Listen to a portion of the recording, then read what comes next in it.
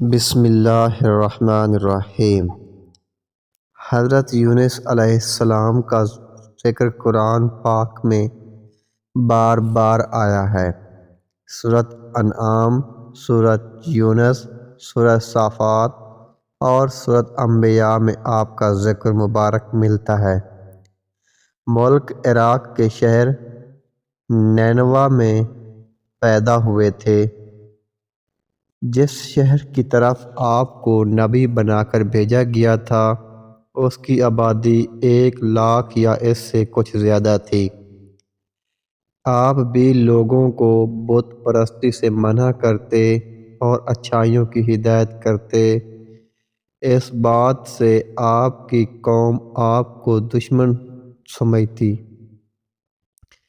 آخر قوم کی بار بار مخالفت سے تنگ آ کر آپ نے فرمایا کہ اب اللہ کا عذاب تم پر آ کر رہے گا، اور یہ کہہ کر بستی سے نکل گئے اور اللہ کے عذاب کا انتظار کرنے لگے۔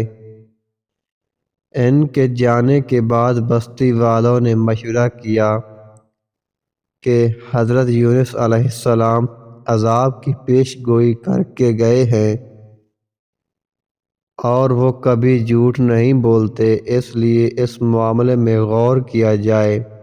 ان کے مشورہ میں یہ طے ہوا کہ اگر جمعرات کو حضرت یونس علیہ السلام بستی سے باہر چلے گئے تو سمجھو کہ صبح ہم پر یقیناً عذاب آئے گا۔ چنانچہ انہوں نے دیکھا کہ حضرت یونس علیہ السلام کو بستی سے باہر نکل گئے اور صبح کے وقت عذاب کے آثار ظاہر ہونے لگے، تو ان کو یقین ہو گیا کہ اب ہم ہلاک ہونے والے ہیں۔ یہ دیکھ کر حضرت یونس علیہ السلام کو تلاش کیا کہ ان کے ہاتھ پر ایمان لے آئیں، مگر جب ان کو نہ پایا تو خود ہی اخلاص نیت کے ساتھ توبہ استغفار میں لگ گئے۔ بستی سے باہر ایک میدان میں نکل آئے۔ عورتیں، بچے اور جانور سب اس میدان میں جمع کر دیے گئے اور ٹاٹ کے کپڑے پہن کر عجز و زاری کے ساتھ دعا عذاب سے پناہ مانگنے میں اس طرح مشغول ہوئے کہ پورا میدان آہ و بکا سے گونجنے لگا۔ اللہ تعالیٰ نے ان کی توبہ قبول کر لی اور ان سے عذاب ہٹا دیا۔ ادھر حضرت یونس علیہ السلام بستی سے باہر اس انتظار میں تھے کہ اب اس قوم پر عذاب نازل ہوگا، مگر عذاب نازل نہ ہوا۔ قوم کے توبہ استغفار کا ان کو علم نہ تھا، اس لیے ان کو یہ فکر لاحق ہوئی کہ اب اگر بستی میں گیا تو مجھے جھوٹا قرار دے کر قتل کر دیا جائے گا، کیونکہ ان بستی والوں کا قانون یہی تھا کہ جھوٹے آدمی کو قتل کر دیتے تھے۔ اس بنا پر حضرت یونس علیہ السلام نے یہاں سے ہجرت کرنے کا ارادہ کر لیا اور شہر سے باہر نکل کھڑے ہوئے اور چلتے چلے گئے، یہاں تک کہ بحر روم کے کنارے پہنچ گئے۔ وہاں ایک کشتی جانے کے لیے تیار تھی، اس پر سوار ہو کر روانہ ہو گئے۔ جب کشتی بیچ سمندر میں پہنچی تو رک گئی۔ ملا نے کہا، اس کشتی میں کوئی غلام ہے جو اپنے مالک سے بھاگ کر آیا ہے، جب تک وہ نہیں اترے گا کشتی نہیں چلے گی۔ حضرت یونس علیہ السلام بول اٹھے کہ وہ بھاگا ہوا غلام میں ہوں، مجھے سمندر میں ڈال دو۔ اور یہ اس وجہ سے کہا کہ حضرت یونس علیہ السلام نے ہجرت کرنے میں اللہ کے حکم کا انتظار نہیں کیا تھا، خود ہی ہجرت کرنے کا فیصلہ کیا تھا۔ یہ کام اگرچہ فی نفسہ جائز تھا، مگر انبیاء کی شان شایان نہ تھا۔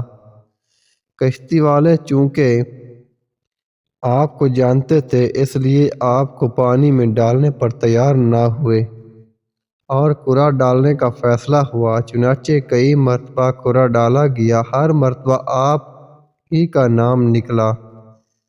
لوگوں نے آپ کو دریا میں ڈال دیا۔ اللہ کا کرنا ایسا ہوا کہ ایک مچھلی دیر سے منہ کھولے کھڑی تھی، اس نے اللہ کے حکم سے آپ کو نگل لیا۔ لیکن حضرت یونس علیہ السلام اللہ کی پاکی اور بزرگی بیان کرتے رہے۔ اگر آپ اللہ کی پاکی اور بزرگی بیان کرنے والے نہ ہوتے تو قیامت تک مچھلی کے پیٹ میں رہتے۔ اللہ تعالیٰ بے حد مہربان اور رحم کرنے والے ہیں، وہ ہر توبہ کرنے والے کی توبہ قبول کرتے ہیں اور ہر پناہ چاہنے والے کو پناہ بخشتے ہیں۔ حضرت یونس علیہ السلام کی مرضی معلوم کیے بغیر بستی چھوڑ آنے پر شرمندہ تھے، چنانچہ پانی اور مچھلی کے پیٹ کے اندر سے ہی پکار اٹھے، لا الہ الا انت سبحانک انی کنت من الظالمین۔ اے اللہ، تیرے سوا کوئی معبود نہیں، تو ہر چیز سے پاک ہے، بے شک میں قصوروار ہوں۔ اللہ تعالیٰ نے ان کی دعا قبول کی اور غم سے نجات دے دی، مچھلی کے پیٹ سے نکال کر میدان میں ڈال دیا اور اس پر ایک بیل دار درخت اگا دیا۔ حضرت یونس علیہ السلام نے اپنی قوم سے روانہ ہونے کے بعد اللہ تعالیٰ نے ان پر ایک بڑا سخت عذاب بھیجا، لیکن جب قوم نے دیکھا کہ عذاب آ رہا ہے تو وہ سب میدان میں آ کر اللہ سے استغفار توبہ کرنے لگے۔ اللہ تعالیٰ نے عذاب دور کر دیا۔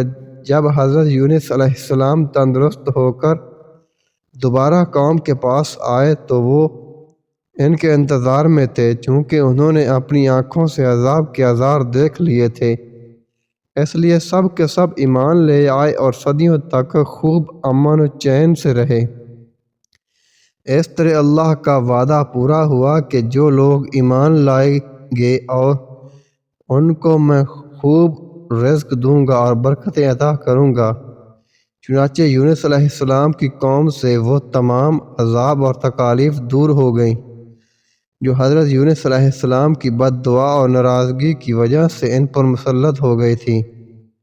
حضرت یونس علیہ السلام نے مچھلی کے پیٹ میں جو دعا کی، یعنی لا الہ الا انت سبحانک انی کنت من الظالمین، یہ بڑی کارآمد ہے۔ اب بھی جب کوئی مصیبت یا آفت نازل ہوتی ہے تو اس کو پڑھا جاتا ہے، اللہ پاک اس کی برکت سے آفات کو دور کر دیتا ہے۔ اگر ہماری ویڈیو اچھی لگی ہو تو آپ سب دوستوں سے گزارش ہے کہ ویڈیو کو لائک اور سبسکرائب کر دیں